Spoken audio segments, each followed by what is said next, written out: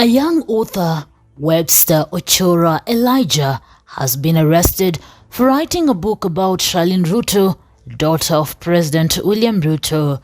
Is this a legitimate case of identity theft or a chilling attempt to silence free speech?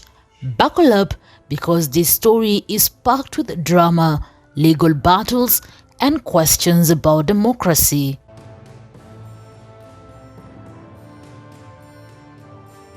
Webster Ochora Elijah is a rising star in Kenya's literary scene. A KUZA University graduate, Ochora has made a name for himself as a prolific self-published author. From books about global figures like Donald Trump to Kenyan icon Raila Odinga, his work has always pushed boundaries. But his latest project, Beyond the Name, Charlene Ruto and the Youth Uprising, has landed him in hot water. This book, meant to spotlight Charlene Ruto's influence in Kenya's youth, has instead put Ochora behind bars at Muthaiga police station. But who is this young writer, and why has his work triggered such a strong reaction from authorities? Let's break it down. Beyond the Name, Charlene Ruto and the Youth Uprising is at the heart of this storm. While the exact contents of the book remain under wraps, authorities claim it was published without Charlene Ruto's consent, raising allegations of identity theft under Kenya's Computer Misuse and Cybercrime Act. The book reportedly explores Charlene's role as a public figure and her influence on Kenya's youth movement. But was it a tribute, as Ochora's team claims, or something more controversial? Investigators are not saying much, but they are digging deep into the book's financing and production. It is normal. It is within the framework of freedom of speech for any Kenyan, particularly the young unemployed Kenyans, to use those images for purposes of communicating and freedom of speech. Kenya is a democracy. If we are so sensitive that we are arresting our young men for being creative, so we urge our public officers, particularly the presidency, to be fair, to accommodate all sorts of criticism, because that is the essence of democracy. In June, detectives from the Directorate of Criminal Investigations swooped in, arresting Webster Ochora and confiscating his laptop for forensic analysis. He is now being held at Muthaiga police station, with authorities alleging he used Charlene Ruto's identity without permission. The charge: violation of the Computer Misuse and Cybercrime Act, a law designed to combat digital fraud and misuse. But what exactly does this mean? Did Ochora cross a legal line, or is this a case of the law being weaponized to silence a writer?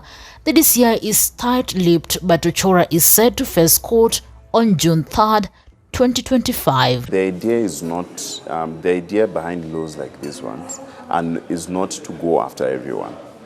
Is to go after specific people who step on specific powerful tools, and you'll see even the application of it is going to be very, very selective. This is how these things work. The purpose of this is basically make sure that people don't create content and don't express themselves freely. Ochora's legal team is not backing down. Senior advocate Evans Ondieki has called the arrest an affront to Kenya's democratic ideals, urging that writing about public figures like Charlene Ruto is well within the bounds of free speech. Family lawyer Kennedy Mungare went further, painting Ochora as a dedicated author unfairly targeted. Webster Ochora, who was arrested on suspicion of having stolen Charlene Ruto's identity. The young man detained here is a publisher, is an author, who has authored so many books. Books for Donald Trump, books for Raila Odinga, and was in the process of working for a positive works for Charlene Ruto. But it's unfortunate that without due process is detained here. The legal team insists there is no evidence of malicious intent, calling the detention premature and unlawful. But the DCI is doubling down, determined to uncover who funded and produced the book. It is no more. It is within the framework of freedom of speech for any Kenyan, particularly the young unemployed Kenyans, to use those images for purposes of communicating and freedom of speech. Kenya is a democracy.